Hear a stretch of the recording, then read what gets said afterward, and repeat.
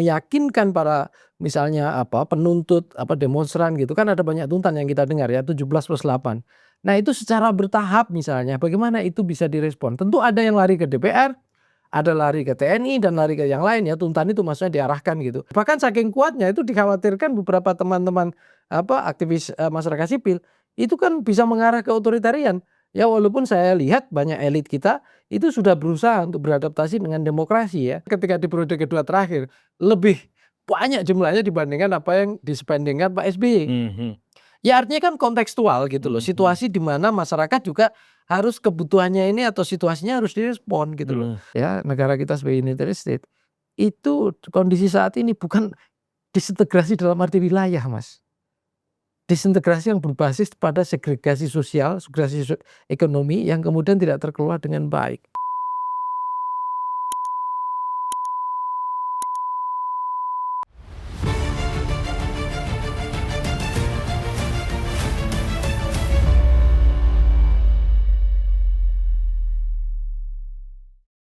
Bismillahirrahmanirrahim. Hai penonton Ruang Konsensus Unpacking Indonesia dimanapun Anda berada.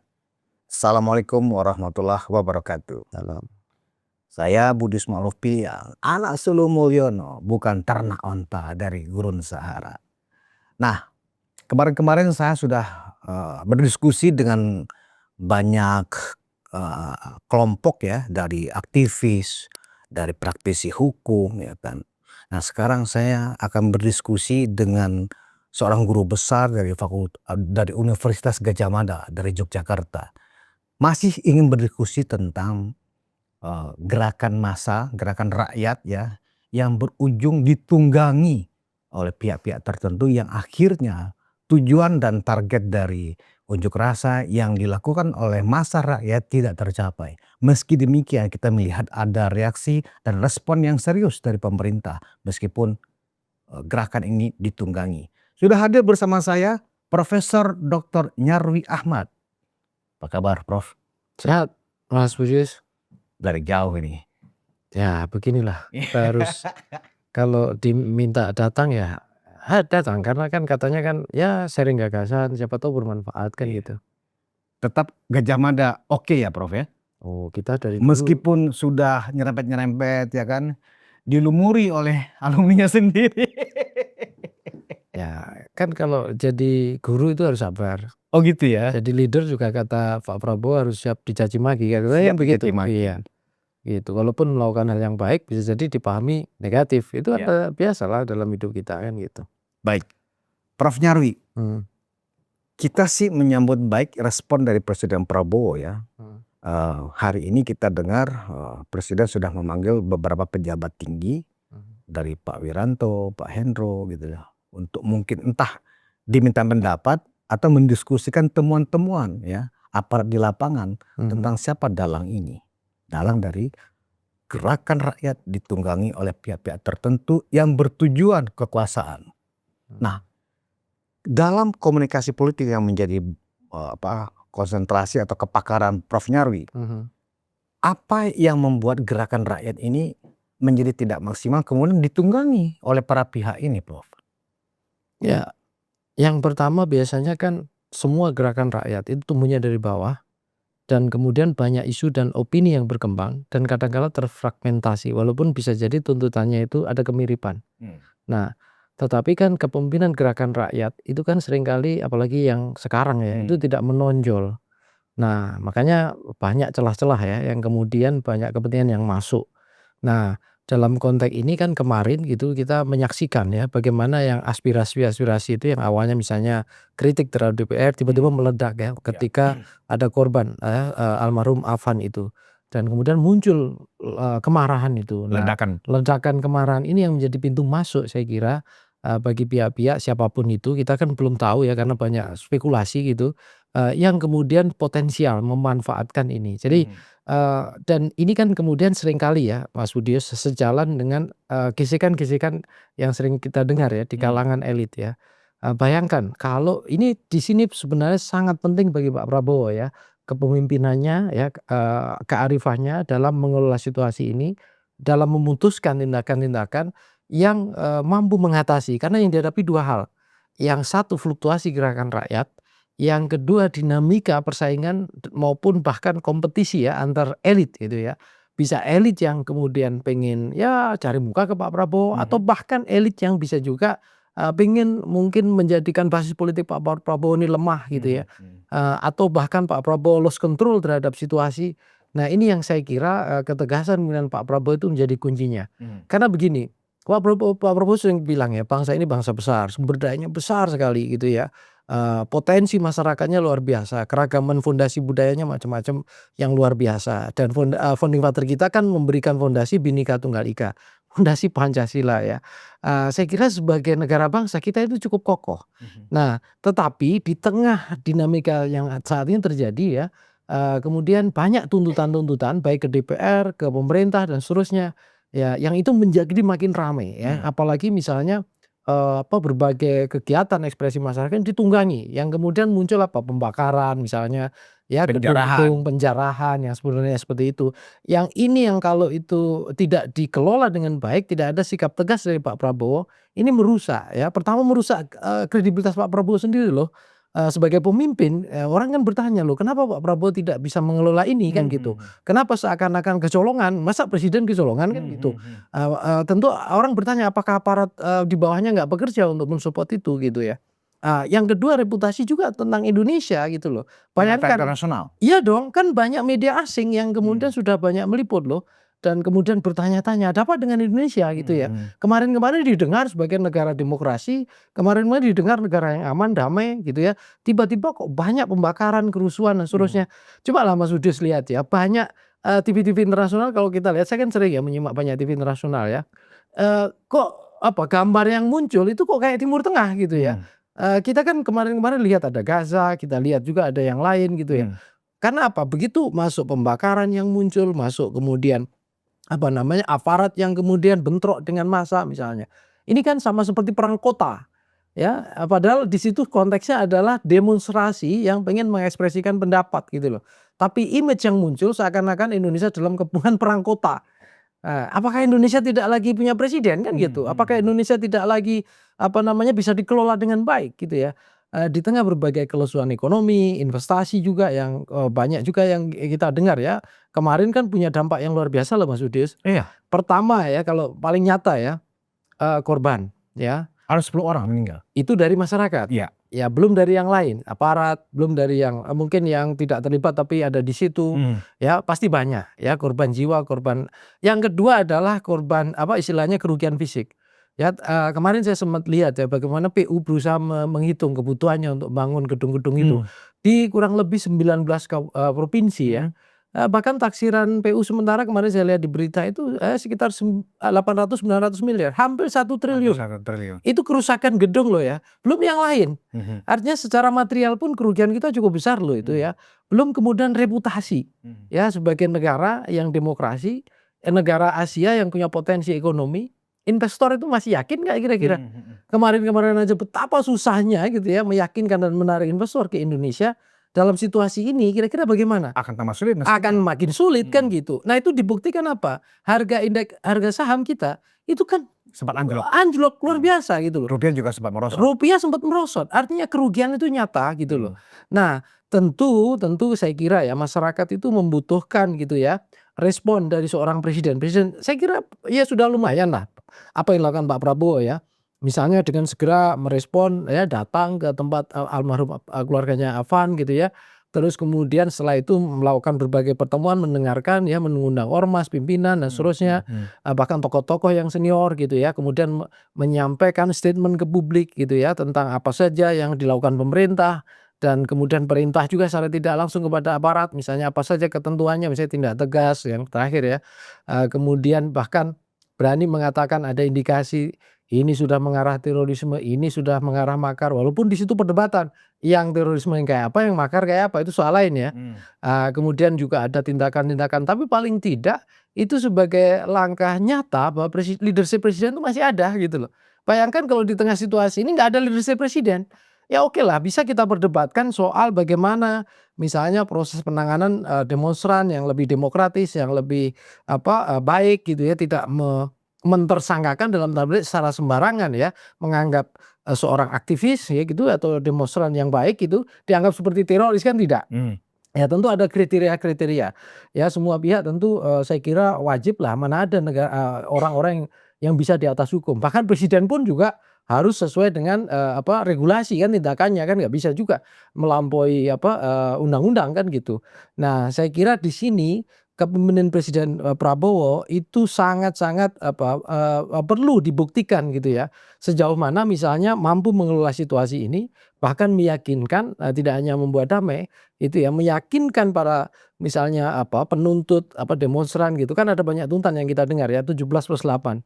Nah itu secara bertahap misalnya bagaimana itu bisa direspon. Tentu ada yang lari ke DPR, ada lari ke TNI dan lari ke yang lain ya, tuntutan itu maksudnya diarahkan gitu. Nah tentu yang dibawa kuasa langsung presiden itu kan lembaga-lembaga eksekutif yang Mhm. kemudian bisa dikonsolidasikan untuk secara bertahap bekerja.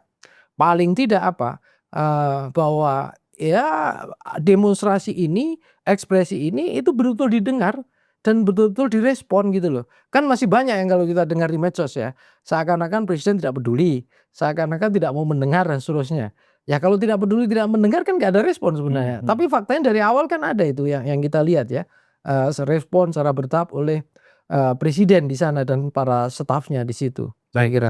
Menarik tadi apa yang Prof. Nyarwi sampaikan, bahwa presiden ya sudah melihat ada temuan-temuan ya bahwa Mhm, ini terindikasi ada mengarah ke makar dan teroris ya. mhm, Tapi saya nggak mau masuk ke situ dulu. mhm. Nah, tadi juga dijelaskan bahwa presiden benar-benar harus bisa mengelola situasi ini dengan baik karena sedang menjadi perhatian publik. Apa langkah-langkah mitigasi dari presiden tentunya. Nah, kalau melihat bagaimana cara mengatasi, saya akan kembali ke penyebabnya, ya Mhm, kan? Apakah, gejolak yang muncul dari grassroots, dari masyarakat, misalnya dari kan awalnya kan dimulai dari Pati, Jawa Tengah, ya, ya masalah kenaikan pajak yang diterapkan oleh bupati-pati, ya, 250%. Dan banyak daerah juga melakukan kenaikan pajak secara progresif ya, tergantung, bupatinya masing-masing. ya. Nah, pada saat itu memang sudah ada gejolak dari daerah Pati untuk menolak. Tetapi kalau kita lihat dari komunikasi pemerintah pusat ketika menanggapi respon itu, seolah-olah respon atau komunikasi pemerintah kepada masyarakat di Pati dan juga daerah-daerah lain terlihat biasa-biasa saja. Prof. Nyarwi melihat ada masalah nggak sih dalam pengelolaan komunikasi pemerintah kepada konflik-konflik atau potensi-potensi konflik yang ada di daerah seperti ini sehingga tidak menimbulkan kerusuhan atau gejolak yang makin besar? Jelas-jelas ada masalah. Ada Kalau masalah. tidak ada masalah, tidak mungkin itu meledak seperti itu. Masalahnya di mana? Di pemerintahan. Apakah misalnya ini memang karena kelemahan, pemerintahan Prabowo tidak menunjuk juru bicara yang melekat dengan presiden atau apa, Prof? Begini, itu masalah soal birokrasi ya, Mhm. artinya struktur di dalam pengelolaan komunikasi, itu soal lain. Ya, tetapi yang paling mendasar adalah fungsi komunikasi publik yang harus dijalankan, lembaga negara, pemerintah, dalam ini presiden. Nah, tentu di sini kan ada 2 dimensi ya, Mas Budius, yang satu pemerintah pusat, Mhm. yang satu pemerintah daerah. Iya. Betul bahwa sudah ada ya kementerian yang menangani, misalnya Kementerian Dalam Negeri. Mhm. Tapi pertanyaannya adalah apakah Mendagri gitu sekaligus bisa menjalankan fungsi sebagai jubir presiden, ini kan pertanyaan lain.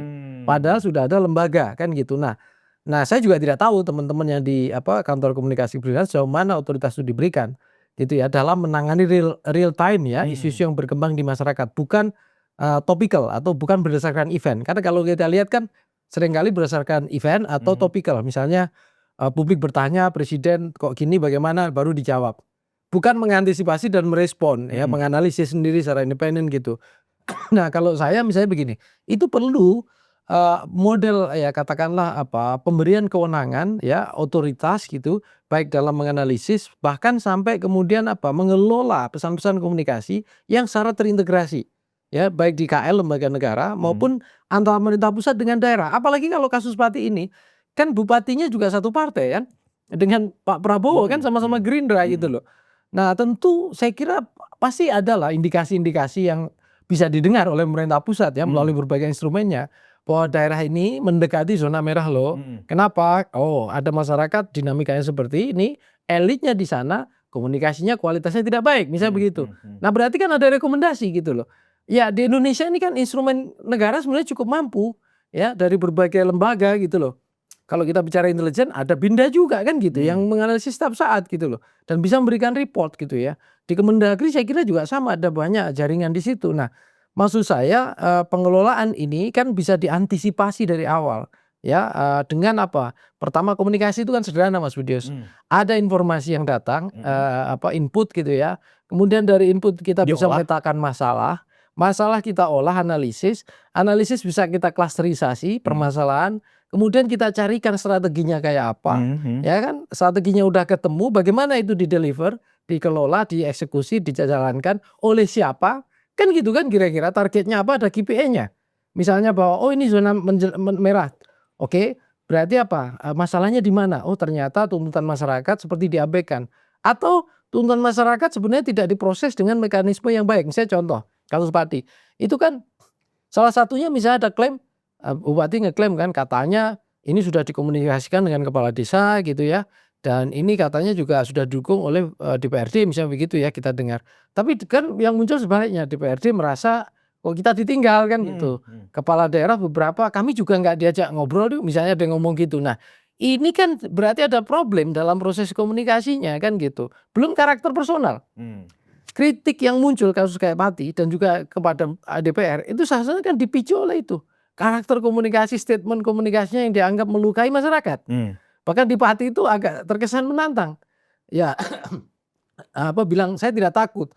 Apalagi cuma 5.000, 50.000 akhirnya kan masyarakat tertantang gitu loh dengan kondisi yang Lagi-lagi seperti itu itu. karena statement, karena komunikasi Betul, kan. statement. Kalau kita lihat kayak yang DPR kan juga sama gitu loh. Nah, ini tadi balik lagi dengan statement yang seperti itu muncul gelombang yang baru gitu ya, demonstrasi, kemarahan masyarakat.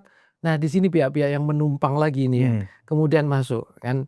Kan banyak yang protes ke DPR mengkritik perilaku anggota dewan yang dianggap tidak proper lah, tidak pas gitu ya.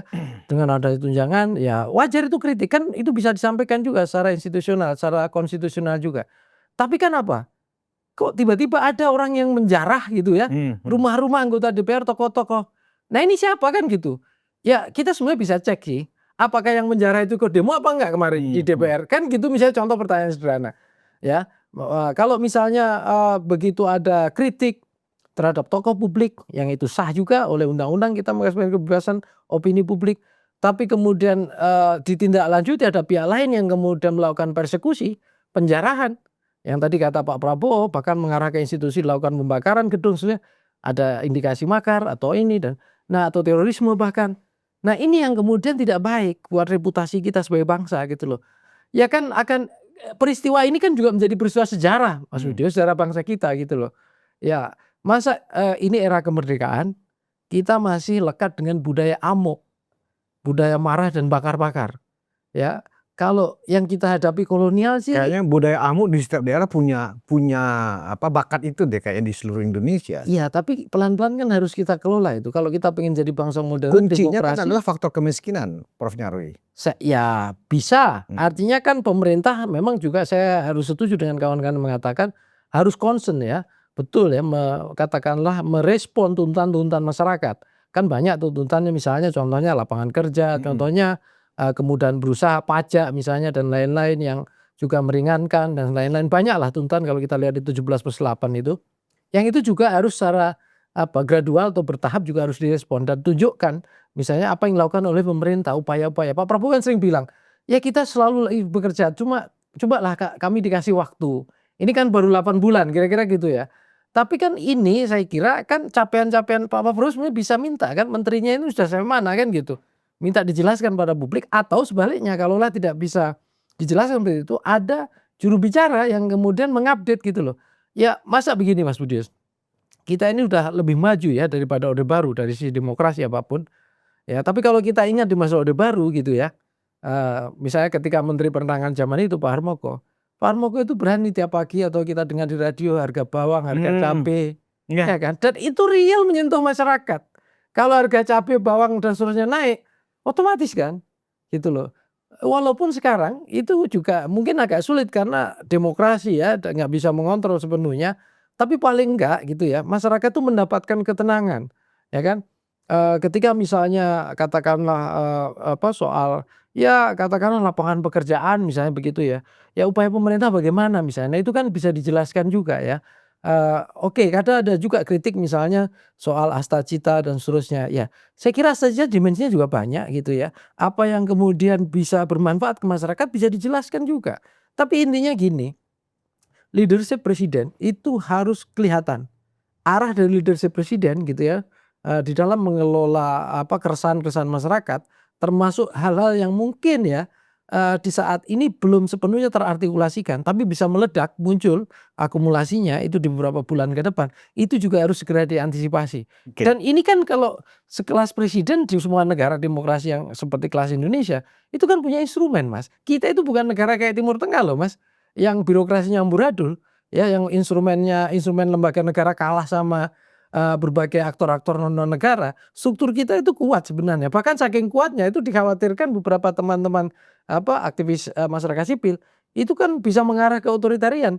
Ya walaupun saya lihat banyak elit kita, itu sudah berusaha untuk beradaptasi dengan demokrasi ya, seperti itu. Contoh misalnya yang kalau kita lihat misalnya beberapa aktivis ya, yang kemudian tiba-tiba ditangkap dengan prosedur kok mirip menangkap teroris, kan dikritik kan gitu. Mhm. Tetapi kan mestinya idealnya ya harus dipenuhi dong syarat-syarat protap yang sesuai dengan, hukum yang tidak melanggar HAM kan gitu.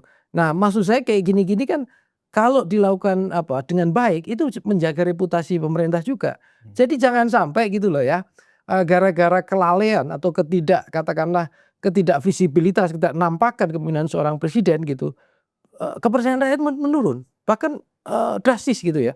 Apalagi kalau dalam situasi ini gitu, presiden itu kan idealnya mendapatkan dukungan publik itu secara natural, artinya dari bawah gitu loh. Ya kita tentu malu kalau ada sampai kondisi di mana presiden itu seperti mengemis-ngemis kepercayaan publik. Nah ini jangan sampai terjadi gitu loh. Ini kan presiden kita bersama Mas yang harus kita jaga gitu loh. Nah, memang kita lihat ada dua persoalan ini, Hmm, Prof. Nyarwi. Pertama memang ada persoalan di akar rumput tentang tuntutan kehidupan yang makin sulit, iya, ya kan. Di sisi lain, ya pada saat yang bersamaan ada semacam arogansi daripada elit ini terhadap hmm, rakyat. mhm. Nah, jadi ini bertabrakan, Iya setuju ya kan. saya. Nah, persoalannya adalah presiden sebagai kepala pemerintahan, ya tidak cepat tanggap ya, merespon ini. Justru sepertinya terlihat presiden lebih percaya kepada pembisik, kan begitu. Nah, di era pemerintahan sebelumnya ya kan, Presiden Jokowi lebih banyak turun ke lapangan, Mhm, mengecek satu persatu proyek-proyek pembangunan sambil memantau ya, dan meminta pendapat dari masyarakat mhm, dengan belusukan seperti itu. Nah, kita memang tidak ingin juga menyamakan gaya kepemimpinan masing-masing pimpinan kita ini. mhm, Tetapi setidaknya ada contoh baik yang sudah dilakukan oleh Presiden Jokowi misalnya, mhm, di mana memang Indonesia ini kan sangat luas, betul. masing-masing daerah punya karakter, Mhm, ya kan. Kalau hanya mengandalkan laporan dari menteri-menteri, ya kan, tanpa melakukan cross check langsung ke lapangan, mhm, ini kan yang membuat situasi semakin tidak terkendali. Nah, apalagi sekarang kita melihat presiden seolah-olah berbagi kerja dengan wakil presiden, mhm, ya mhm, kan. Ekonomi dan luar negeri itu urusan presiden, mhm, ya urusan-urusan sosial ke wakil presiden. mhm, Sementara urusan ekonomi itu kan lebih banyak ya dalam hal menerapkan kebijakan yang tepat dan mhm, melakukan pengawasan langsung ke seluruh provinsi. dan semuanya Ini yang terukur. tidak dilakukan oleh Mhm. presiden sepertinya. Bagaimana penilaian Prof. Nyarwi sendiri? Begini, kalau secara detail tentu itu sektoral yang kita perlu data yang lebih mendalam ya Mas Budius. Tetapi secara umum saya mau mengatakan begini, ada ginilah, ini berlaku untuk siapapun ya ketika dia menjadi elit, apalagi top leader ya, paling tinggi seperti presiden. Orang yang ada di puncak kekuasaan ya, yang, ketika dia sedang berkuasa itu inherent ya, artinya inherent itu secara melekat, Hmm. itu akan punya kelemahan. Sekuat apapun dia, sekuat apapun dukungan sistem yang ada pada dia, ya, instrumen negara yang juga membantu dia, itu pasti juga tetap ada punya kelemahan. Apa itu kelemahannya? Itu kalau di teori marketing politik itu saya sering juga menyebutkan, itu gini, orang yang di puncak kekuasaan atau di top leader ya, itu punya istilahnya akan cenderung miopik. Miopik itu kalau seperti kita ngelihat ya, daya jangkau lihatan kita itu pendek. Hmm. Loh, apakah benar itu? Padahal kan dia punya instrumen. Yang membuat pendek itu bukan informasinya, perspektifnya itu. Jadi kalau dia mengandalkan perspektif laporan-laporan itu, itu akan makin terbatas daya jangkau penglihatannya, ya. Kenapa? Ada potensi bias, Mas. Kan nggak mungkin ya bawahan melaporkan kegagalan dia, ya. Cenderungnya kan laporannya yang baik-baik. Berarti yang tidak baik kan tereduksi nih. Terus ke atas juga begitu. Ini reduksi 5%, 10% apa. Akhirnya tinggal ke atas kan tinggal dikit sebenarnya. View kemampuan realnya melihat itu. Nah, makanya itu presiden harus punya cara memandang yang lebih komprehensif tadi, mengatasi kelemahan miopik tadi. Bagaimana?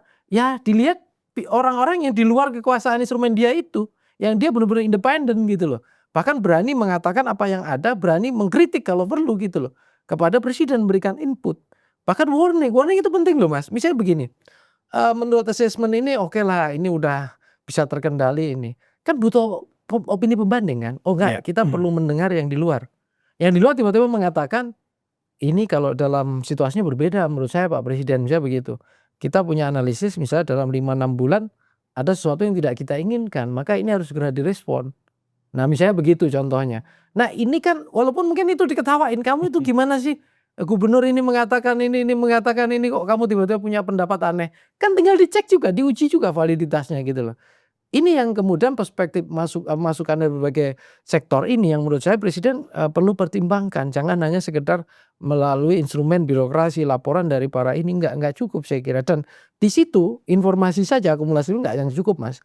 Tapi assessment dan kemudian pertimbangan untuk berani memutuskan tindakan secara bertahap gitu, kebijakan-kebijakan yang saya kira itu juga penting dilakukan.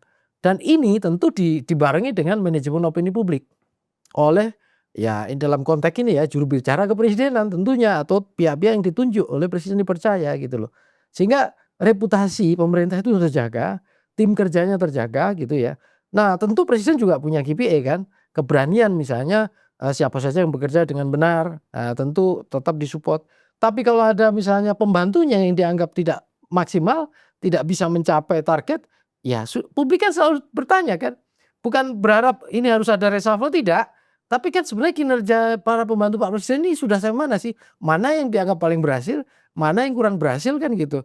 Saya contohkan ya, masyarakat di kan di netizen sering berteriak ya tentang susahnya lapangan kerja, dan usaha dan lain-lain. Ada kementerian terkait pekerjaan kan, ada terkait ekonomi. Nah, ini mana yang bekerja kan kita nggak tahu, Mas. Gitu loh. Apa yang sudah dilakukan capaiannya kita belum tahu juga secara umum. Mungkin itu beberapa disampaikan, tapi itu belum menjadi mainstream opini untuk menjawab apa yang menjadi keresahan-keresahan yang muncul dalam, beberapa demonstrasi beberapa hari terakhir gitu loh. Ini yang kemudian, memicu gitu ya, reproduksi opini ketidakpuasan itu juga terus-menerus memanas gitu loh. Apalagi kalau kita dengar ya, banyak kelompok-kelompok diaspora internasional itu terus menyampaikan banyak kritik dan tuntutan, Mas. Ada di Australia, ada di Inggris, saya kan nyimak juga. Dan kesannya itu tidak ditanggapi kan. Iya. Ini yang kemudian, kadang kala memicu tadi, ini sebenarnya, pemerintahan Prabowo dengerin nggak sih? Menterinya ini kira-kira peduli nggak sih? Jangan-jangan jadi kita dicuekin. Nah, ini Memang yang terlihat ada dikhawatirkan. gap, Prof. Nyarwi, Iya. gap informasi. Mhm. Di satu sisi ya, kita mendengar ada rasa optimisme yang cukup tinggi dari presiden ya, Ya. yang mengklaim bahwa seluruh anggota kabinetnya sudah bekerja keras ya, dan bahkan sudah mencapai tahap-tahap yang kita inginkan. Dan bahkan kita bisa mencapai pertumbuhan ekonomi yang kembali di angka 5 lebih ya kan. Ya. Bahkan tahun ini pun bisa mencapai naik 5,4 lagi 5,4% kan gitu. Sementara di sisi lain, ini yang saya bilang gap ya, realitanya masyarakat merasa makin sulit. Bahkan sejumlah ekonom mempertanyakan angka Data-data itu. pertumbuhan ekonomi itu dari mana? Hmm. Karena terlihat ya kan, Ya. daya beli masyarakat rendah ya kan, tetapi di sisi lain pemerintah merasa setelah bekerja keras. Makanya muncul kemudian keresahan, tuntutan yang dipicu oleh masalah kenaikan pajak, Ya. yang dipicu oleh pernyataan beberapa menteri, misalnya kayak Menteri Pertanahan, tanah nganggur kalau nggak digunakan akan diambil oleh negara. Rekening-rekening yang juga tidak ada transaksi, kalau sekian bulan tidak ada transaksi akan diblokir, sehingga itu kan makin membingungkan masyarakat. Kok Ya. pemerintah semakin mempersulit gitu loh. Ya. Begini, ini jawaban saya ini nyambung masih dengan pendapat saya yang tadi. Orang yang ada di kekuasaan itu inherently punya penyakit tadi, miopik. Saya jelaskan sederhananya gini, Mas Budius. Elit-elit kita dari kemarin-kemarin Itu kan demo ini kan demo kalau nggak salah itu yang ke-11 selama 2005. Yang Oh, ke-11. 2025? Ya 25. Sebelumnya kan ada rangkaian demo. Iya iya Yang iya. sebelumnya misalnya Indonesia Gelap gitu ya. Masih ingat nggak? Itu muncul perdebatan kan. Ada seorang pembantu presiden mengatakan, "Mana gelap? Terang, kalian aja yang gelap." Kira-kira gitu kan. Nah kan gitu, kalau nunjuk nama nggak sopan lah kira-kira. Tapi Mas Budius, kenapa bisa muncul gap itu kan gitu. Orang yang di kekuasaan itu akan cenderung miopik melihat Indonesia dari atas. Kita punya sumber daya. Lihat Danantara deh. Danantara aset kita sekian Iya ribu iya. triliun. Ya kan? Tapi pertanyaannya dengan aset segitu, masyarakat tuh bisa dapat manfaat apa kan gitu. Betul betul. Itu dari atas ngelihatnya. Sama MBG didukung oleh proyek sekian, dana sekian nanti akan itu dari atas ngelihatnya. Ya kan? Dan lain-lain. Menteri Keuangan punya program ini dan seterusnya. Menteri yang ini juga punya rencana 3 juta rumah dan seterusnya. Itu ngelihatnya dari atas. Bahkan pertumbuhan misalnya dengan 5,2 sekian persen maka memunculkan pendapatan. Saya bukan ekonom tapi seringkali kan kita dengar story Betul itu. betul. Tapi kan yang ditanya di bawah, kondisi lapangan kerja itu gimana sih? Susah apa gampang? Faktanya masyarakat banyak bilang susah. Usaha banyak juga bilang macet. Nah ini melihat Indonesia dari bawah. Apa yang dari bawah ini nggak terlihat dari atas karena yang dari atas udah miopik. Nah caranya gimana? Ya diatasi ini lensa miopiknya untuk menetralisir itu. Ya kan? Kalau ini dua-duanya nggak bakalan ketemu, selamanya ketegangan dugaan saya akan makin lama, Mas. Berarti Artinya posisi Pak Prabowo agak kritikal di sini aku lihat. sesungguhnya seperti itu kalau dalam kondisi ini tidak ada dialog. Tidak ada katakanlah mendekatkan gitu pandangan dari atas, pandangan dari bawah. Karena yang dari atas akan melihat Indonesia ini luar biasa cerah. Yang dari bawah nggak ketemu cerah-cerahnya. Benar. Bukan berarti nggak setuju Indonesia cerah. Iya. Saya kira semua masyarakat kalau kita tanya di Indonesia kita buat polling gitu, setuju nggak? Sangat setuju dan itu banyak, Mas. Tapi how come kan begitu Nah pertanyaannya. pertanyaannya bagaimana dan kapan kita sampai ke sana kan gitu. Ini loh yang menurut saya gitu ya, ini nggak cukup ya dengan komunikasi publik dan penyampaian, tapi juga menunjukkan orientasi dan arah kebijakan yang mendekatkan harapan dari masyarakat itu. Apa yang menjadi keresahan-keresahan masyarakat itu. Ya tentu ada, makanya itu Pak Prabowo ini kan kuat dengan gagasan besar ya. Banyak ide-ide besarnya itu luar biasa. Bahkan mengutip pasal 33 Indonesia harus begini kita akan, iya betul. Tapi kan kemudian masyarakat itu kadangkala yang ada di bawah itu mengharapkan solusi jangka pendek. Ya walaupun kemudian kalau pilihannya shortcut seperti Pak Jokowi kemarin ya dengan bansos, itu juga dikritik. Ya kalau cuma bansos-bansos ya masyarakat nggak kreatif kira-kira kan gitu. Tapi kadangkala masyarakat itu juga dalam kondisi pengen dicarikan solusi yang sifatnya jangka pendek. Yang dia bisa katakanlah ikut ya katakanlah bisa hirup napas lah. Ya tidak tertekan gitu ya. Kan banyak ya yang muncul dan karena kalau seperti misalnya ya meluasnya gig ekonomi, pekerjaan informal, sektor informal dan kemudian penuh dengan ketidakpastian gitu. Jadi momen kemarin itu ya ketika khususnya ketika Afan itu terinjak rantis itu luar biasa kritikal. Kenapa? Karena secara simbolik, Mas, ini kan ini kan kelompok kalau di sosiologi politik dibilangnya prekariat. Ya, orang-orang yang pekerjaannya status penuh dengan kerentanan, status kelasnya penuh dengan kerentanan. Karena dia dia berusaha bekerja mengais-ngais di lapangan ya. Nah, seperti itu dan itu satu sisi. Yang kedua, kelompok ini ternyata punya tingkat solidaritas yang luar biasa. Artinya kalau kita bicara ojol, se-Indonesia itu luar biasa dan solidaritasnya kuat. Begitu ini tersentuh gitu kan, maka muncullah ya ledakan-ledakan itu, ekspresi-ekspresi kekecewaan, kemarahan. Dan ini kebetulan gitu ya, tampaknya ada pihak-pihak yang pengen memanfaatkan itu kan gitu. Sehingga melakukan tindakan aksi anarkis, pembakaran dan seterusnya. Dan ketika itu terjadi, siapa yang terancam reputasinya? Pemerintah, presiden. Ya, dan Indonesia secara umum ya sebagai negara ya dilihat dari kacamata internasional. Yang dilihat kan banyak, Mas, investor asing akan melihat, oh ini investasi Indonesia sepertinya kok ya kita tahan dulu deh karena kondisinya gini, itu satu. Yang kedua, kok masih ada nih kekerasan orang-orang yang dengan aktivis HAM internasional mengatakan katanya Indonesia ini sudah melakukan reformasi, kok masih ada fenomena kekerasan, menambah daftar dosa kita, menambah daftar kelemahan negara kita yang pengen bertransformasi menjadi negara demokrasi dengan baik, Mas. Ya kan gitu. Belum lagi misalnya Kemarin banyak muncul kritik Indonesia menghadapi pada situasi regresi demokrasi mengarah ke otoritarian gitu. Padahal Pak Prabowo kan di awal juga sudah bagus ya. Ini harus kita hormati keterbukaan kebebasan waktu konpres ya dengan sebelumnya maupun ketika ada Bu Mega dan beberapa tokoh partai yang lain kan gitu. Yang dikedepankan kan kebebasan berpendapat, negara demokrasi yang harus dihormati gitu ya. Nah, tetapi kan fakta gambar-gambar di lapangan itu yang beredar di medsos seringkali sebaliknya yang itu menurut saya merusak reputasi kita ya.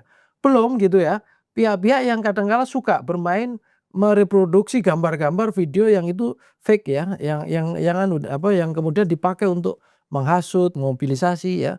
Nah itu tentu, sangat mengotori ya, semangat demokrasi kita, ruang digital kita juga yang mestinya ya lebih mencerdaskan lah, bukan kemudian, menyesatkan banyak orang gitu loh, seperti itu. Ya, klaster masyarakat kita kan memang, secara stratifikasinya kan memang ada di yang paling, lebar ini kan masyarakat miskin, Mas Iya, Nyarwi. Masyarakat miskin yang pendidikannya juga rendah kan begitu. iya. Merekalah yang perlu sebenarnya jangan sampai mereka teriak karena kelaparan, kan begitu. Mhm. Nah, di era pemerintahan sebelumnya hal ini hanya dengan satu cara, ya, dengan bantuan sosial misalnya. Mhm. Dan hal ini juga dilakukan oleh pemerintahan Presiden SBY, Iya. kan gitu. Nah, ketika, pemerintah mencoba menghilangkan itu, menggantikannya dengan program-program yang sifatnya lebih tematis, misalnya kayak MBG, Mhm. ya kan, kayak, Rumah Rakyat lebih Mhm. tematis. Itu akhirnya ya, loh ini kok yang sudah baik tidak dilakukan. Masyarakat lapar ini juga akhirnya dari sedikit menjadi makin banyak, kan begitu. Nah, ditambah dengan tidak adanya kontrol dari presiden dalam menjaga kebisingan demokrasi. Ini kan Mhm. menambah polarisasi di tengah masyarakat yang sudah banyak yang menganggur, akhirnya aktif di media sosial, melampiaskan sakit hatinya kepada pilihan-pilihan politiknya. Misalnya kita melihat, bagaimana presiden memelihara isu-isu yang harusnya segera dihentikan. Misalnya, Mhm. isu tentang, eee, pencemaran nama baik kepada Presiden Jokowi atas tuduhan ijazah palsu. Mhm. Sebenarnya kan sudah jelas, Mhm. ini kan menimbulkan polarisasi di tengah masyarakat. Mhm. Karena apapun Presiden Jokowi adalah seorang presiden yang punya basis massa yang sangat luas. Mhm. Mhm. Nah, presiden sadar bahwa telah terjadi segregasi sosial juga di tengah masyarakat Mhm. akibat isu ini. Tapi kita melihat presiden tidak mencoba berinisiatif untuk meredam ini atau mengatasi ini cepat segera diselesaikan. Mhm. Ini kan menambah keruwetan. Mhm. Makanya meledaklah kemudian peristiwa tanggal 25 dan tanggal 28. Mhm. Nah, karena ini mungkin dibaca oleh kelompok-kelompok tertentu yang ada di pemerintahan, Mhm. ya mungkin mereka punya agenda setting sendiri untuk mencoba melakukan semacam rotasi kekuasaan di dalam pemerintahan. Bagaimana menurut pendapat Prof. Nyarwi? Iya, kalau rotasi, pengelolaan kekuasaan atau jabatan, itu sebenarnya kan hak prerogatif presiden, ya kan? Artinya presiden yang menentukan. Tetapi kan akan lucu ya kalau presiden itu dalam tanda petik gitu ya, dalam posisi gitu ya, terdesak harus pasif ya istilahnya ya, terpaksa harus melakukan itu karena berbagai tekanan, kan gitu. Tapi kita berharap positif deh Pak Prabowo bisa mengelola itu. Tapi saya tertarik dengan tadi statement, Mas Budius ya. Sebenarnya Mas Budius, setiap presiden tuh punya gaya dan kelebihan masing-masing. Tentu kekurangan iya, ya. Kalau kita lihat Pak Jokowi ya, kelebihannya itu kan ya terlepas soal kontroversi deh. Tapi Pak Jokowi itu saya lihat punya cara untuk bagaimana bisa meredam gitu ya keresahan masyarakat dengan resep yang memang diinginkan masyarakat. Mhm, Contohnya bansos tadi. Yang itu kan besar-besaran Mas, itu kan mhm. dikritik karena itu dianggap proyek elektoral untuk menangkan. Tapi Pak SBY juga pernah juga Melakukan itu. melakukan itu. Mhm. Tapi ingat, dulu Pak Jokowi di awal-awal saya masih ingat, itu mengkritik loh soal bansos yang dilakukan Pak SBY. Tapi kita lihat sebaliknya ketika di periode kedua terakhir, lebih banyak jumlahnya dibandingkan apa yang dispendingkan Pak SBY. Mhm, Ya artinya kan kontekstual gitu loh, mhm, situasi di mana masyarakat juga harus kebutuhannya ini atau situasinya harus direspon gitu loh. mhm. Nah ketika itu di-cut di masa Pak Prabowo sesungguhnya yang terjadi apa? Guncangan Mas, syok. Guncangan. Iya dong, Guncangan orang ini tidak disiapkan exit strateginya, kan tidak begitu. disiapkan peredamnya, kan Betul. gitu. Sebenarnya ini agak paradok, Pak Prabowo selalu bilang kan, akan melanjutkan kan gitu. Tapi ternyata Keberlanjutan, iya ya kan? keberlanjutan, tapi ternyata ada juga yang putus-putus begini Betul, kan gitu, yang betul. memunculkan guncangan. Sebenarnya ini tugas para pembantu presiden untuk mengingatkan, ya, akan terjadi potensi itu. Ya seorang leader itu kan, mengelola ini kan kapal besar Indonesia, Mas, mengelola kita seperti di tengah samudra.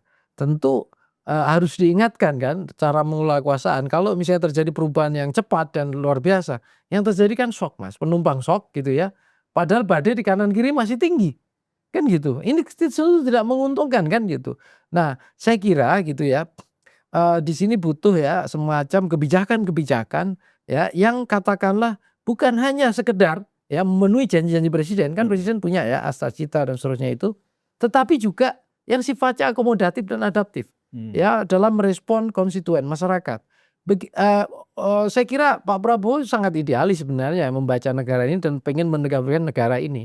Tapi penumpang ini kan juga punya suara, punya aspirasi. Dan ingat ya, demokrasi itu kan gak hanya ketika pemilu. Jadi presiden juga menurut saya tidak perlu merasa berdosa, harus 100% memenuhi asa cita, tidak gitu loh. Tapi dalam kondisi pasca pemilu, masyarakat juga punya harapan-harapan yang harus didengar, ya kan? Dan mungkin punya ekspektasi atau situasi atau masalah yang juga harus menurut saya dibantu kan gitu. Nah, terlepas bahwa kelemahan fiskal kita, yang constraint yang ketat misalnya seperti itu. Ya tapi tetap saja menurut saya, upaya menunjukkan bagaimana pemerintah berupaya mengatasi solusi ini itu harus ada. Ya, setidaknya sederhana deh, Mas. Sekarang itu yang kemarin murni demo itu juga pengen didengar. Sebenarnya apa sih tanggapan pemerintah? Upayanya bagaimana sih terhadap tuntutan itu? Nah, itu yang menurut saya juga harus ditunjukkan gitu. Harusnya peristiwa tanggal 25 Agustus khususnya dan kemudian dilanjutkan oleh demo buruh tanggal 28 Agustus melahirkan seperti demo yang terjadi yang dilakukan oleh Senat Eksekutif Mahasiswa ya, yang melahirkan 17+8 itu.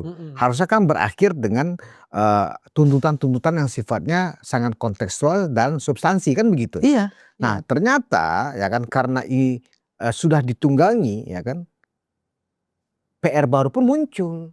Sekarang justru masyarakat menuntut siapa yang mendalangi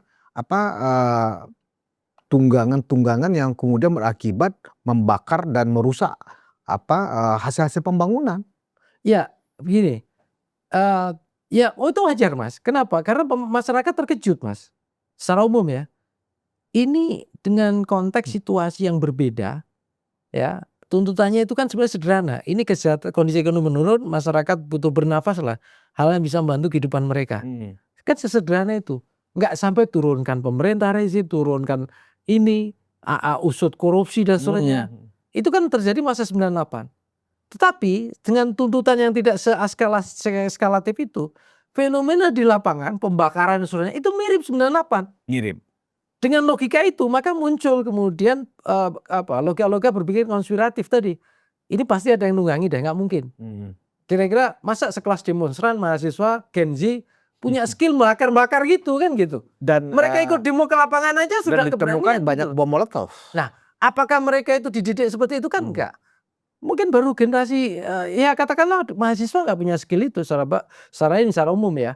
Nah, kemudian maka muncul tujuan-tujuan ini siapa dalangnya. Ini juga memunculkan jebakan baru, Mas, bagi Presiden Prabowo dan pemerintahannya. Kenapa? Kalau murni ya komunikasi publik dan politik presiden hanya menanggapi isu-isu terkait penanganan teknis ini dibalik katakanlah menangani kerusuhan, demonstrasi dan seterusnya, maka kan ada kesan pemerintah ini hanya menunjuk mengatasi problem ini dengan kinerjanya dengan pendekatan keamanan saja, ya. Apalagi sekedar misalnya, oh ini instruksi pengamanannya begini. Ya sebenarnya kalau itu kan pihak pengamanan dari Polri aja cukup gitu loh. Ya tugas presiden apa? Mendengarkan tuntutan publik tadi, mengatasi katakanlah memberikan katakanlah paling enggak ya harapan-harapan yang diharapkan sebagai solusi ya dari tuntutan masyarakat tadi misalnya 17+8 itu. Jadi jangan tergiring di isu-isu yang kemudian menjebak presiden tuh pada posisi penggunaan otoritas untuk melakukan penindakan. Nah ini yang saya kira presiden tuh harus muncul sebagai sosok negarawan lagi yang Saya presidennya diharapkan khawatirnya banyak orang. Pak Prabowo ini asik dengan narasi-narasi besar ya, mimpi-mimpi besar tapi miskin dalam eksekusi dan miskin dalam pengawasan langsung oleh presiden di lapangan. Ini sebenarnya kan tugas dari para pembantu presiden, Mas, ya kan?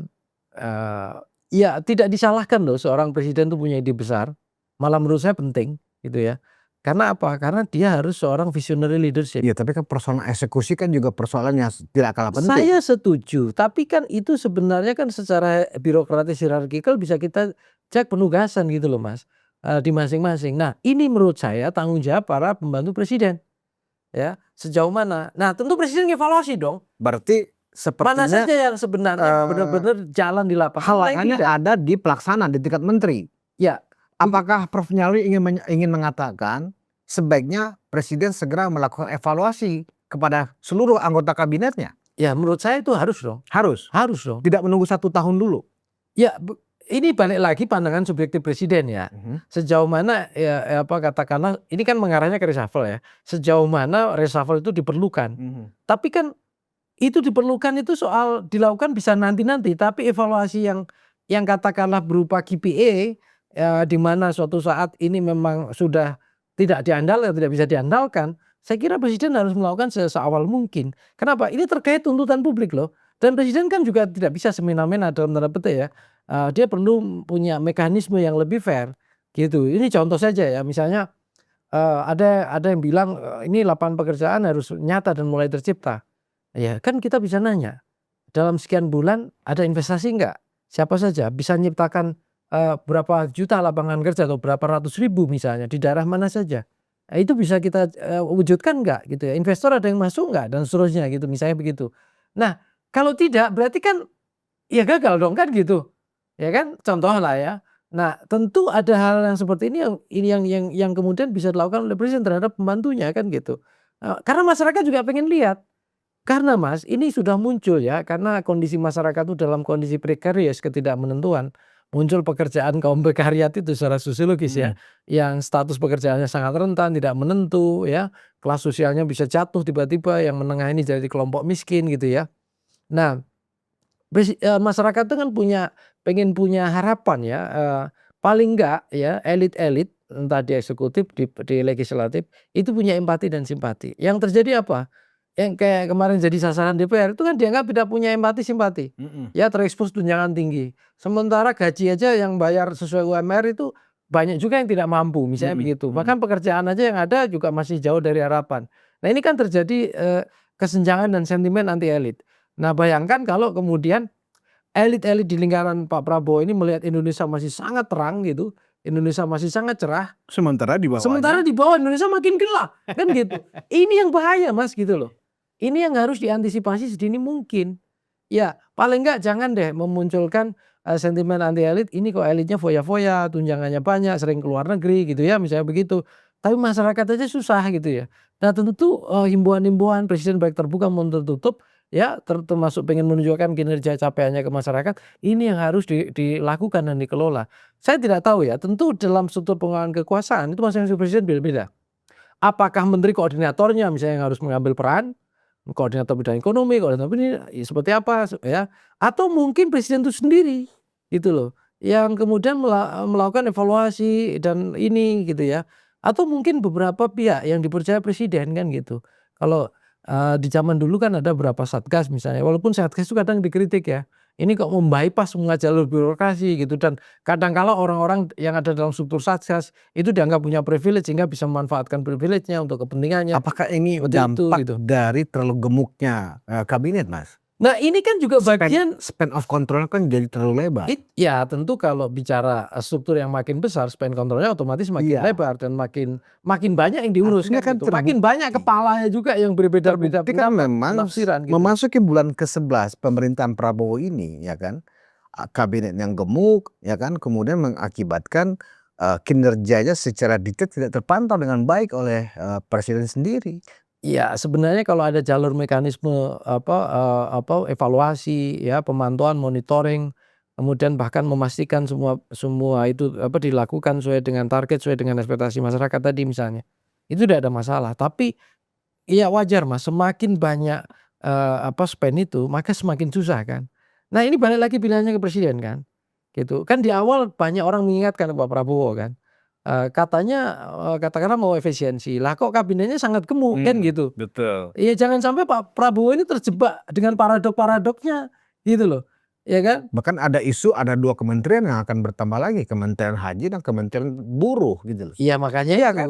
Seolah-olah setiap ada tekanan dan rongrongan dari kelompok-kelompok tertentu, udah kasih aja kementerian baru. Seolah-olah seperti itu. Dan jangan salah loh Mas Budius, kemudian yang terjadi kan seringkali ya, itu overlap antar sektor. Jadi kerja-kerja birokrasi, ini yang merasakan teman-teman yang di birokrasi ini. Itu kadangkala otoritas tusinya itu, tupoksinya itu nggak bisa dijalankan secara maksimal. Karena ada overlap, ada ketegangan intersektoral.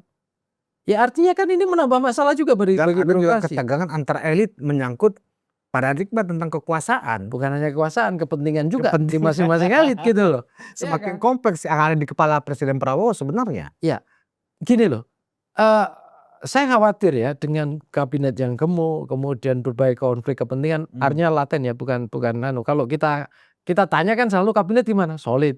Itu kan yang tidak nampak, tapi kan mana ada kekuasaan 100% solid kan enggak. Namanya kekuasaan apa? Kompetisi berebut pengaruh kan. Otomatikally pasti ada dinamika kan gitu. Nah, bayangkan semakin banyak ini panggung yang ini yang bahkan kemudian overlap atau berbahan satu sama lain tidak sinergis. Maka yang terjadi kan muncul masalah sesungguhnya, dan masalah itu secara laten ya itu pasti muncul di kalangan elit ya. Nah, Pak Prabowo dengan demikian kalau elit-elitnya itu tidak bekerja sepenuhnya untuk mengawal kepentingan Pak Prabowo, yang terjadi apa?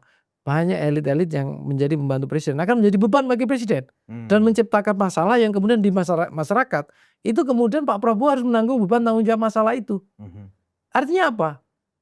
Kinerja presiden, kebenaran presiden itu dianggap kurang efektif kan gitu. Buktinya apa? Tim-tim yang bekerja di bawahnya bukan kemudian meringankan beban presiden, ikut menanggung beban presiden yang ditaruh di pundak oleh rakyat gitu ya. Harapan-harapan rakyat kepada presiden. Justru apa? Menambah beban Pak Prabowo. Yang ini yang kita khawatirkan sesungguhnya gitu loh. Ya kan kadangkala tadi saya lihat ya, bayangkan. Yang saya maksudkan bahwa itu miopik, itu kan bukan hanya top leader Mas. Ya. Bawahnya juga bisa miopik cara melihatnya. Bawahnya lagi bisa miopik. Kebayang nggak coba biasnya berapa jauh? Yang terjadi apa tadi? Ya yang di atas selalu nyaman, Indonesia gelap, Indonesia cerah, Indonesia prospektif dan sebagainya. Yang di bawah itu merasakan Indonesia makin gelap. Iya. Ini yang kemudian saya sebenarnya gini Mas Budius, kalau Indonesia itu hanya polarisasi politik, itu menurut saya sejauh elit kita berangkulan itu bisa diselesaikan. Yang susah apa? Kalau terjadi polarisasi kelas sosial, yang terjadi apa coba? Gesekan antar kelas. Orang menyebutnya perang kelas. Ya. Dan ini cukup mengerikan. Makanya elit kita itu sangat takut ya di era-era ketika kesenjangan kelas menjadi komoditi politik. Yang itu pernah terjadi kan? Sedikit aja terjadi pertarungan kelas ini sudah terjadi penjarahan. Kan begitu. Baru hanya segelintir loh itu. Iya Iya kan kan? gitu. Nah, ini yang kita tidak berharap Mas Budius. Kenapa? Indonesia itu dasarnya apa? Negara kesatuan. Kesatuan itu bukan hanya wilayah Mas. Kesatuan adalah kesadaran masyarakat sebagai bangsa yang satu. Ya, kesatuan adalah kita itu gotong royong bersaudara. Tapi kalau kesenjangan melebar, yang ini masyarakat makin menikmati ya kesenangan, kenyamanan dan lain-lain, yang ini makin ini ya jumlah orang miskin makin menebal gitu ya. Kelas menengah tipis yang ini makin ini gitu ya. Nah, ini kan artinya menyatukan Indonesia ya, dengan kata lain mengurangi kesenjangan bagian dari agenda menjaga persatuan kan gitu. Ya. Jadi kalau kita ngomong ya bangsa kita sebagai unitary state, ya negara kita sebagai unitary state, itu kondisi saat ini bukan disintegrasi dalam arti wilayah Mas. Disintegrasi yang berbasis pada segregasi sosial, segregasi ekonomi yang kemudian tidak terkelola dengan baik. Sementara elit gitu terjebak dengan miopia dia yang tidak mau atau tidak bisa mendengar, tidak bisa melihat. Sementara masyarakat punya cara melihat yang berbeda. Dan kalau ini nggak pernah ketemu, ini bahaya Mas. Dan kebenaran presiden menurut saya itu harus mampu menjangkau ini dan jangankan menyelesaikan menyolusi. Kalau perlu masalah yang muncul sebelum ini berledak, sebelum ini muncul eskalasinya, presiden itu sudah bisa melihat, sudah bisa mengantisipasi dan bisa mengatasi potensi-potensi itu. Sehingga sebelum masyarakat berteriak, sudah mendengar dan bahkan sudah lebih duluan gitu menawarkan solusi. Nah, justru karena itu ini kan sudah memasuki bulan ke-11. Oktober nanti mungkin tepatnya tanggal 20 Oktober genap 1 tahun pemerintahan Prabowo Gibran. Nah, justru memasuki 1 tahun pemerintahan ini berjalan, critical poin dari pemerintahan ini semakin telanjang di mata publik, di mata rakyat. Kita sih yakin bahwa masih ada waktu untuk berbenah. Nah, menurut Prof. Nyarwi sebagai bagian akhir dari diskusi kita ini, kalau ingin dilakukan semacam evaluasi, ya, evaluasi yang paling efektif dan langsung menyentuh ke jantung persoalan, kalau menurut saya adalah lakukan pertama dulu memastikan seluruh anggota kabinet ini solid dan kompak Dan bekerja Nah, ini kan sesuai dengan standar ini kan presiden. ini pun sekarang saat ini ya, ketika ada kerusuhan ini dan di Tenggareng ada dalang yang ternyata adalah orang dalam pemerintahan sendiri, ya kan. Nah, ini kan harus disatu padukan dulu, entah dengan melakukan reshuffle atau dengan apapun. Baru yang kedua, bagaimana mengatasi efektivitas kerja birokrasi. Menurut Prof. Nyarwi gimana? Ya, saya setuju ya. Kan begini, pemerintahan presiden itu kan bekerja dengan tim. Sehebat apapun visi presiden, ya kalau nggak dijalankan dengan tim yang bagus, ya sulit. Tim yang secara politik kuat, kalau dia nggak bisa bekerja dengan efektif, dengan efisien, ya tentu tidak maksimal. Ya, saya kira presiden tuh punya standar KPI deh. KPI politik ada, ya kan, standar ini untuk ini perlu dipertahankan apa tidak gitu. Kinerja profesional juga. Saya tidak ngomong background profesionalitas ya, kinerja secara profesional. Tentu sesuai dengan ukuran presiden. Pertama misalnya dia ada asasita program gitu. Yang kedua dinamika di lapangan tuntutan masyarakat bisa dipenuhi apa enggak, misalnya begitu. Nah, yang ketiga tentu solidaritas tim ya, dan loyalitas juga loh. Loyalitas kepada presiden. Ya, jangan sampai misalnya ya tim yang kemudian apalagi sifatnya akomodatif politik gitu, itu kemudian tidak mampu bekerja dengan baik. Apalagi gitu ya, presiden tidak bisa mendeteksi loyalitas sebenarnya. Loyalitas Pak Prabowo berkali-kali mengatakan loh, bukan untuk Prabowo, tapi untuk Indonesia, untuk pemerintahan negara ini, untuk tujuan bangsa ini kan gitu. Artinya Prabowo ini kan dipandu oleh visi, yang kemudian loyalitasnya diharapkan tim ini bisa mewujudkan. Nah, tentu kalau dianggap tidak maksimal, ya kan ada mekanisme di undang-undang kita juga. Ya, soal penunjukan menteri dan seterusnya, pembantu presiden itu hak prerogatif presiden. Nah, digunakan apa tidak? Ini balik lagi ke leadership Pak Prabowo lagi kan gitu. Kalau Pak Prabowo punya leadership yang kokoh, yang bagus, yang visioner gitu ya, yang katakanlah berani, katakanlah mengambil risiko, misalnya entah itu risiko politik atau apapun, tapi untuk kepentingan bangsa dan negara, untuk memenuhi problem yang dihadapi masyarakat, menyelesaikan problem-problem itu, ya saya kira itu luar biasa. Ya. Tapi kalau misalnya Pak Prabowo misalnya dengan pertimbangan ya ini elit yang harus kita berangkulan terus, tapi masyarakat tidak dapat solusi. Kemudian kan suatu saat orang akan melakukan kritik. Pak Prabowo ini kok katanya tegas tapi kok nggak tegas-tegas, kan ini masalah kan gitu. Gitu loh. Bahkan ada juga olok-olok. Loh, kita berpikir ternyata Pak Prabowo ini kan berlatar belakang militer dan Militer. jenderal ya kan Iya. gitu loh. Kiraan tegas, ternyata omong-omong kan begitu. Nah, itu yang bahaya kalau terjadi menelan distrust. omongan sendiri. Iya, kalau Kan terjadi distrust seperti itu, ya kan, kerugian Pak Prabowo banyak loh. Satu, kehilangan dukungan masyarakat, dukungan publik. Ya, yang itu saya kira presiden dalam konteks demokrasi, dukungan publik itu penting, Mas. Approval rating itu penting. Apresiasi publik itu penting. Karena itu menjadi kekuatan moral dari presiden. Kan Pak Prabowo sering bilang, oh saya kalau di sini tuh lebih merasa confident kan gitu. Karena dapat dukungan ini. Itu memang iya gitu. Menurut saya itu penting. Nah, yang kedua apa? Track record dan reputasi, kredibilitas kepemimpinan Pak Prabowo. Ya kan? Dikenal, kan harapan masyarakat tuh tegas, solutif dan seterusnya gitu ya. Nah, ternyata misalnya tidak tegas gimana? Kan ada kekecewaan kan gitu. Bahkan kemudian yang ketiga reputasi internasional juga, Mas. Presiden Donald Trump kan pernah ngomong, oh saya udah bertemu waktu perang tarif itu ya, sudah berbicara dengan Presiden Prabowo, orangnya bagus ini dan juga banyaklah apresiasi positif gitu. Dan masyarakat Indonesia juga sebagian besar saya lihat ya upaya Pak Prabowo diapresiasi. Karena apa? Dalam perang tarif itu Indonesia paling enggak ya mulai ketemulah titik temu yang lebih moderat ya dari tarif itu. Dan kita tidak malu-malu amat dan tidak memalukan juga. Performa Presiden Prabowo ini kan di internasional cukup bagus, Mas. Ya di mata negara bridge, di mata ini gitu. Tapi kan masyarakat juga pengen juga ya di dalam negeri gitu ya. Reputasi Pak Prabowo juga luar biasa mestinya gitu loh. Ya, ya katakanlah menurut Prof. Nyarwi lebih mana yang akan diprioritaskan untuk dibenahin dulu atau yang diprioritaskan apakah mengejar nama baik di mata internasional atau menyelesaikan masalah rakyatnya sendiri. Begini Mas, tidak ada rumusnya negara yang punya kekuatan pengaruh geopolitik internasional dalam politik dalam negerinya rapuh. Tidak ada itu. Yang terjadi adalah kalau di dalam negeri kita itu politik domestiknya kokoh, kuat ya, dukungan publik kuat dan kondusif, maka peran sebuah kepala negara untuk geopolitik internasional dia akan makin menguat. Jadi rumusnya adalah ya barangkali ini kuat dukungan dari publik. ada penyimpangan di sini, ada deviasi di sini justru rasanya.